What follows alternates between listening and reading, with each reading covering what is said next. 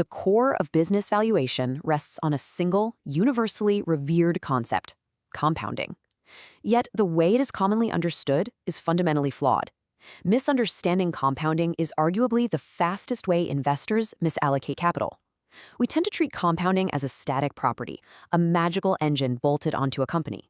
But the true physics behind how a business actually compounds relies on a concept called capital absorption. This strictly structural approach reveals the underlying forces that dictate business growth, survival, and ultimate value creation. The following analysis is derived directly from the article within the Averaging Up collection. It sets out to systematically deconstruct the overarching myth of value creation that permeates the investment world. We are replacing the vague worship of the so-called compounder with a precise, physics-based framework, one that measures the actual direction and flow of capital through a business enterprise. For decades, the financial industry has relied on a hardened cliché. A compounder is merely a business that reinvests its earnings at a high rate of return. We must entirely dismantle this definition. Compounding is not a trait a business simply possesses. It is a visible consequence of a deeper structural force. That force is capital flow.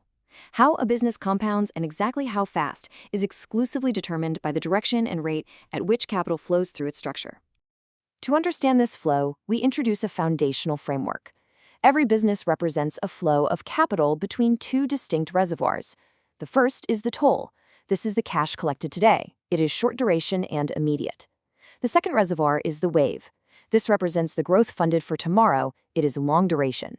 A business is simply the balance between these two durations. And here is the critical distinction. Compounding acts strictly and only upon the wave. We can draw a direct parallel here to the laws of thermodynamics. As the physicist Ilya Prigogine demonstrated, an open system maintains its order only so long as it draws in more order than it dissipates. A business operates exactly as an open system.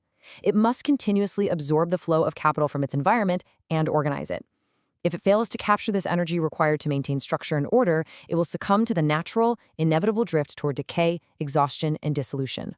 The precise mechanism of this process is incorporation. The toll takes in the growth the world offers and converts it into a larger toll tomorrow. The flow is not just swallowed, it is transformed. The crucial point to remember is this: what is absorbed by the business is reinvested and compounded. Conversely, what cannot be absorbed by the business overflows and is returned to the owners. Therefore, we must recognize that absorption and overflow are not unrelated events. They are intrinsically linked as opposite halves of a single, unified flow. What a business absorbs, it compounds. What it cannot absorb, it overflows. The exact direction and the intensity of this specific flow decide absolutely everything about a business's trajectory and its mechanism of compounding. This dynamic becomes undeniably clear when we measure it across the spectrum of absorption. At the far edge of the spectrum lies the weak absorption archetype. See's Candies serves as the perfect illustration. Here, the toll is magnificent, but internal growth is completely exhausted. There is almost nothing left to organically reinvest in. The result is bare absorption and massive overflow. Because it cannot absorb capital into new growth, it overflows nearly all of its cash back to the owners. This is precisely why investors like Warren Buffett revere this model. It provides massive capital to deploy elsewhere, resulting in a slow, mechanical compounding driven primarily by external acquisitions and share buybacks, rather than internal expansion. At the absolute opposite end of the spectrum sits the strong absorption archetype, represented by the capital-heavy railway. In this model, the toll easily covers the cost of growth, and the business plows nearly all of its generated cash back into an expanding physical base. This creates intense absorption and very thin overflow. The compounding here is fast and exponential, driven by continuous base building. But it relies entirely on the capacity and the absolute necessity to continuously deploy immense amounts of capital. This illustrates that the vast middle of the spectrum is not a fixed category, but a continuous passage. Companies like Berkshire Hathaway and Alphabet reside here. Established, short-duration tolls are used to fund the build-out of new, long-duration franchises. As growth matures into a toll, the business drifts toward overflow. When it opens new avenues for growth, it shifts back toward heavy reinvestment. These businesses are in constant motion. They continuously manage their dual durations over time, navigating between harvesting cash and planting new seeds. We must also analyze the extreme pole where the flow completely reverses. Here, the wave actually absorbs the toll. The business consumes far more cash than it earns. Early Amazon defines this exact posture, where reinvestment heavily outpaces current earnings. It is vital to understand that operating in this zone is the absolute direction of ruin, unless it functions as a deliberate, successfully executed wager. The wager is that the toll currently being built will eventually grow large enough to reverse the flow back to profitability, long before the capital runs out. To measure the success of absorption, we recontextualize Warren Buffett's famous dollar test. This mathematically proves that the speed of compounding is not solely about the raw intensity of absorption. It is not just about aggressively hoarding and spending cash. The speed of compounding is the precise product of two variables: the quantity of capital reinvested, which is dictated by absorption, multiplied by the incremental return that specific quantity earns. Speed fundamentally requires both volume and yield working in tandem. This brings us to a structural tension that exposes the perfect compounder as a near myth.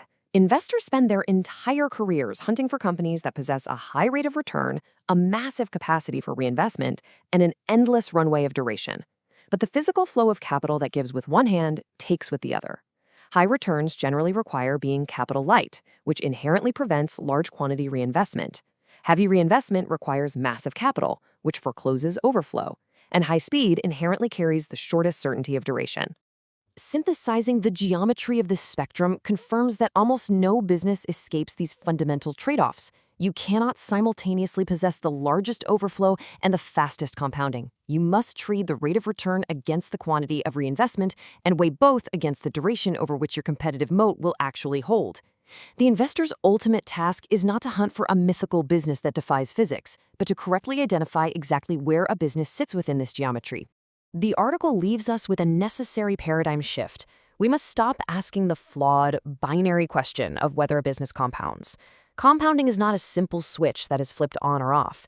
Instead, you must measure the precise direction in which its capital flows and how fast that flow is moving. Understanding the axis of absorption is the only way to accurately read the true trajectory of any enterprise. The question you must ask yourself is, when you look at the businesses you analyze, are you holding true compounders or just watching capital overflow? This content is educational and reflects a personal analytical framework. It does not constitute investment advice. Capital absorption: how businesses actually compound. AveragingUp.com.